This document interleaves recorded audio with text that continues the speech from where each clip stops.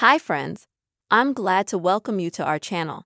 And in today's video, I will show you and tell you how you can very easily remove automation on your iPhone. Friends, subscribe to the channel. Be sure to put your likes and write comments after watching this video.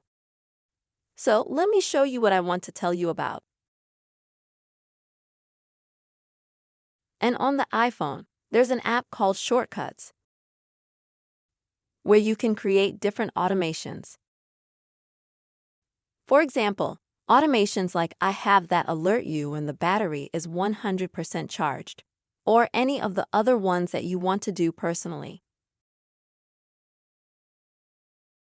And let's say you don't need any of those automations anymore. How can you remove it? So, to do this, you will need to swipe it from the right side to the left side.